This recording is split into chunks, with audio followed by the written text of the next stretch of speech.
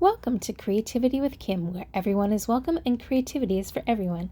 We are going to continue on with our January Stamp of the Month mini album series, and we're working on pages 8 and 9 today.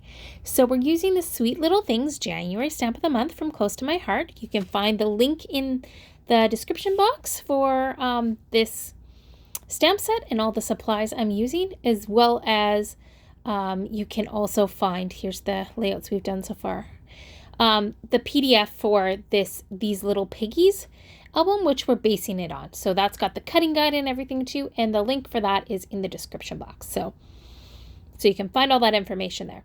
So let's get started. We've got all our pieces. There's not too many pieces for page 8. And we are going to add doodle lines, and not just the regular doodle lines to this little strip, but we're actually I'm gonna show you how to do 2 doodle lines where sometimes if they're not straight, you can just go over with another one and have them overlap. And so it's a nice way to fix up a maybe not perfect doodle line. So you can do that. And then we're going to stamp our little mouse on this page. So we're stamping it in intense black ink because we're going to color it with our tri-blend markers. So anything that you're coloring with tri-blend markers, you want to make sure that you stamp it really well with intense black ink. So I messed up on my stamping there. There was a little ear that wasn't quite perfect. So I just flipped over my white and redid it. But I'm going to show you with a journaling pen how you can just fix up an image that's not quite perfect. So just go over it. It's fine. But I am going to use the second one I stamped because it was better. So I'm just erasing the pencil line. That's the great thing about white is you can flip it over and you can try again. So we're going to use the citrus green, the antique pink, as well as the brown gray. So I'm just going in with the darkest shade of the antique pink and then the lightest shade for that flower. Just where there's the black lines, I'm going over it with the darker shade and then the lighter after that. So I did the darkest shade of the citrus green and then the medium for the leaves and stem. And I am using the darkest shade, the medium, and then the lightest shade for this little mouse with the brown gray. And so I like to work in smaller areas because then the ink blends a lot better. So just touch it up, and then I'm inking the edges of that with my intense black ink. And then we're just going to put this all together. So we're going to put down the B piece, which is that white piece, and you just want it 1/4 of an inch from all sides, and then that other piece goes directly against it.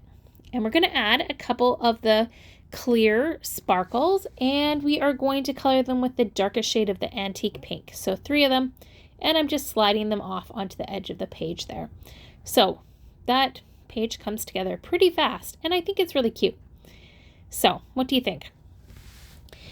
And we'll now start on page 9. So we've got 4 pieces for this one, and we've got some layers. So for this piece, we're going to scissor edge distress again. So I am keeping my scissors closed, and I am just running them along the side of that long side, both long sides of that piece of paper. And it just gives you a distressed look. Now, if you have a edge distressor, you could totally use that. Close to My Heart doesn't have one anymore, so that is why I'm using my scissors. I'm just going to add a doodle line around the outside edge. So this time we're doing is just a straight doodle line. And if you draw your arms straight back using your shoulders and elbow instead of your hand, you'll get a fairly straight line. That is going to be centered there on that strip. And then these are going to get layered on like that. But we have some more stamping to do first. So I am just going to figure out where that line is going to go because I'm going to be stamping the bear, and I don't want it to go underneath because I only want to stamp it partially. So I'm just drawing a line with my pencil to see where I want it, and I decided it's probably better if I put the scrap paper underneath or over top of my white piece. That way it protects it more.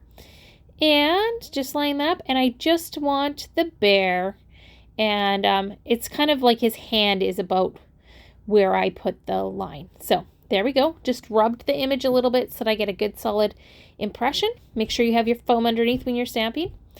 And then I am going to use that Oh Happy Day and I haven't used this one on the stamp set yet, so I'm conditioning it on my arm. So if you have a new stamp, you want to do that, because it takes off the factory film that's on there, and it helps your ink stick on there much better. Now, another great way to condition your new stamps is to use archival ink. So I'm using archival black ink. It's a crisper, darker black as well, and I want that for my sentiment. I'm not watercoloring or using markers on top of the archival black, so I'm fine using it for my sentiment. So I am going to stamp it on that piece of pink cardstock, just wiping off the stray ink with my chamois. It's fantastic. You just wet it with water and it cleans your stamps amazingly.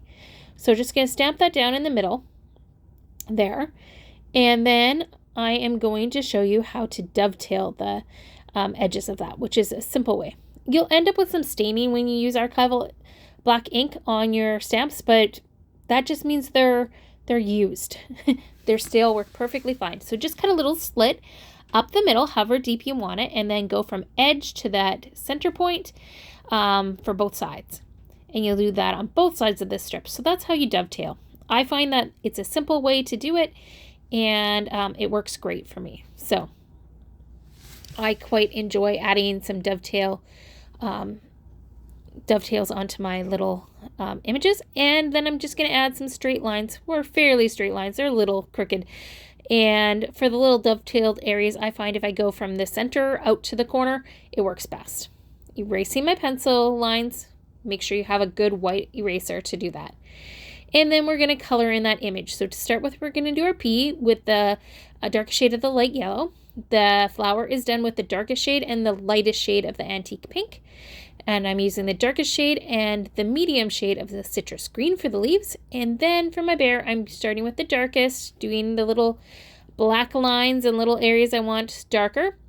And then I'm going to go in with my medium and go over top of that area, and then I'm going to come in with my lightest shade. So I love the tri-blend markers because you can really get your shading and your coloring done with just one marker even. So you don't have to think about what marker goes with what and all the different ones. You've got your colors right there. So I love them and I highly recommend them. So there we go. It's a cute image.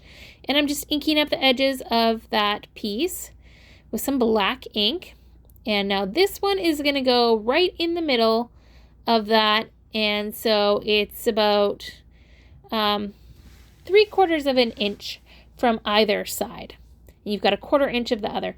I'm just adding my adhesive and just kind of bending up the edges of that dovetailed piece. And I have my bear there because the photograph is going to be on the other side, so your bear is going to look over at it. I'm just going to add a couple more clear sparkles, and I'm going to do them with the darkest shade of the green turquoise tri-blend marker. So just coloring them and adding them down there. So I love the look of that. Those distressed edges with the where we did the scissor distressing look really cool. So these are great little journaling spots. You can tell your stories that go with your photos. They're also facing in towards the photos. So that's what I'm really trying to do. And you have lots of room there to journal. So I hope you enjoyed these pages. If you've missed any of the previous pages, make sure you, the playlist is in the description box as well as linked here at the end of the this video. So make sure you go and check out all the pages and the cutting guide and everything.